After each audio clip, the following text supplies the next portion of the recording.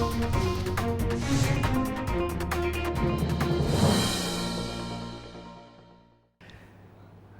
apa kabar pemirsa? Kita berjumpa dalam Warta Parlemen, informasi aktual seputar parlemen. Bersama saya, Uki Abdul.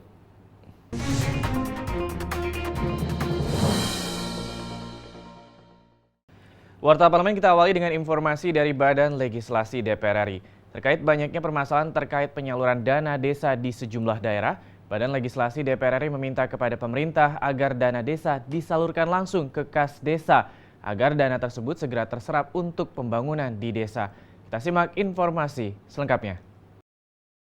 Ditemui usai rapat dengar pendapat dengan Badan Pengawas Keuangan dan Pembangunan atau BPKP, Wakil Ketua Badan Legislasi DPR RI Firman Subagio mengatakan pelaksanaan dana desa mengalami banyak permasalahan karena menurut Firman pelaksanaannya tidak sesuai dengan peraturan pemerintah nomor 22 tahun 2015 tentang perubahan atas PP nomor 60 tahun 2014 tentang dana desa yang bersumber dari APBN, yang seharusnya dana tersebut bisa langsung ke kas desa.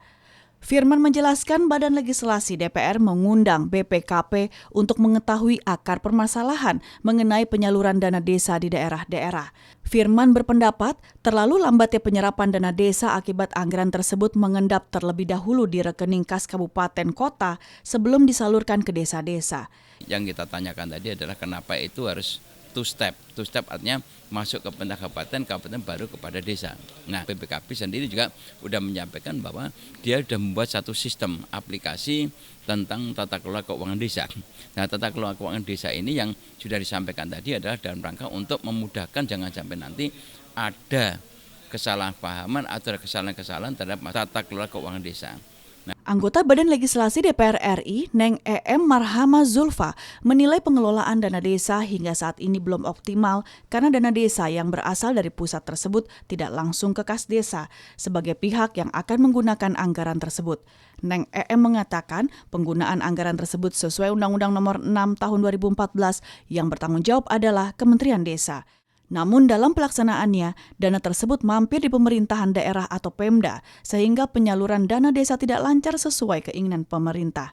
Anggaran dari pusat harus langsung ke pengguna anggaran. Nah, pengguna anggaran dalam Undang-Undang Nomor 6 Tahun 2014 itu kan sebenarnya pemerintahan desa. Nah, hari ini kan mampir dulu di pemerintahan daerah untuk efektif dan lebih efisien, maka anggaran desa itu walaupun tidak melalui Kementerian Desa, misalnya dari Kementerian Keuangan, langsung ke pemerintahan desa, ke kas desa. Habibie Dantri, TVR Parlemen melaporkan. Informasi selanjutnya datang dari Komisi 10 DPR RI. Pemerintah diminta agar melibatkan masyarakat dalam penyusunan strategi kemajuan kebudayaan nasional, dan Komisi 10 menilai pentingnya lembaga khusus yang bisa menampung aspirasi masyarakat terkait dengan kebudayaan. Kita simak informasi selengkapnya. Ditemui usai rapat panja rancangan Undang-Undang Kebudayaan baru-baru ini, anggota Komisi 10 Nuroji meminta pemerintah untuk melibatkan masyarakat dalam setiap penyusunan strategi pelestarian kebudayaan. Masyarakat yang dimaksud bisa berasal dari perwakilan suku maupun dari komunitas kebudayaan tertentu di seluruh Indonesia. Nuroji menegaskan pelibatan masyarakat dalam penyusunan rencana pelestarian kebudayaan akan memudahkan pemerintah dalam menentukan tujuan yang akan dicapai bersama. Selain itu, kekhawatiran akan kebudayaan digunakan untuk kepentingan kekuasaan juga dapat diminimalisir. Kalau strategi kebudayaan disusun oleh hanya pemerintah, kita khawatir ini jadi alat kekuasaan juga kebudayaan.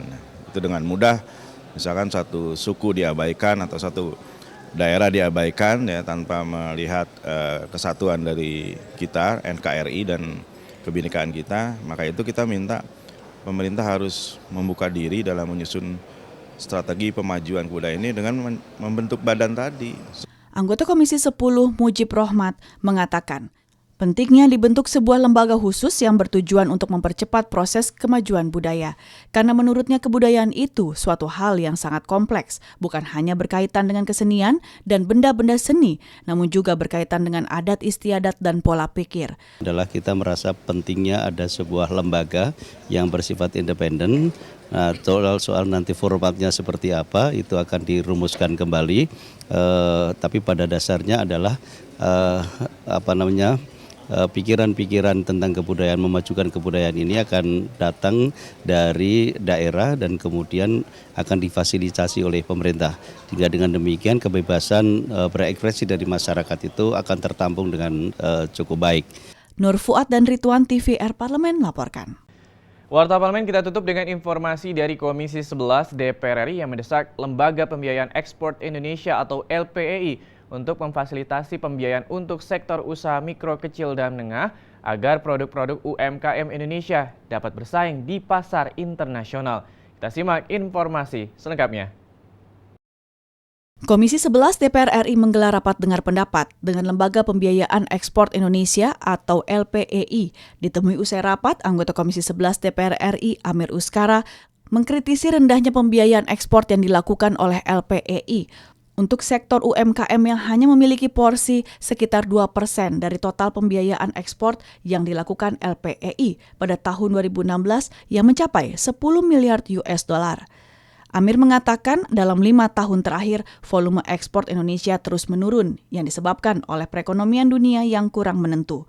Oleh karena itu, Amir mendesak LPEI untuk meningkatkan perannya dalam menaikkan kembali volume ekspor Indonesia dengan memfasilitasi pembiayaan ekspor sektor UMKM.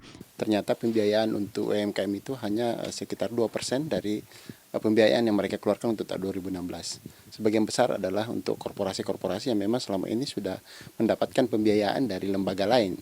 Bagaimana dia mendorong kemudian juga memfasilitasi daerah-daerah tertentu yang selama ini mungkin belum ada eksportir yang mau masuk di situ, kemudian dia ditugaskan oleh pemerintah untuk melakukan pembiayaan terhadap pengusaha-pengusaha yang berani masuk di situ. Nah, itu yang barangkali untuk 2017 ini perlu dibenahi oleh LPEI. Anggota Komisi 11 DPR RI Johnny G. Plate mengatakan porsi pembiayaan ekspor yang dilakukan LPEI masih sangat kecil, apalagi dibandingkan dengan PMN yang diberikan negara dan pembiayaan ekspor yang dilakukan oleh perbankan lainnya. Ya, lalu 2016 diberikan sebesar 3,2 triliun, hanya 7 triliunnya terlalu kecil. Ya, terlalu kecil. 85% lebih daripada pembiayaan yang dilakukan oleh LPEI itu melalui obligasi atau melalui pasar-pasar sekunder keuangan. Nah, dengan demikian LPEI akan sangat sulit ya untuk bersaing dengan perbankan yang dari divisi ekspor importnya, akan sulit. Nanda Oktaviadi dan Rifki, TVR Parlemen melaporkan. Pemirsa, demikianlah Warta Parlemen edisi kali ini. Sampai jumpa pada Warta Parlemen berikutnya. Terima kasih atas perhatian Anda. Wassalam.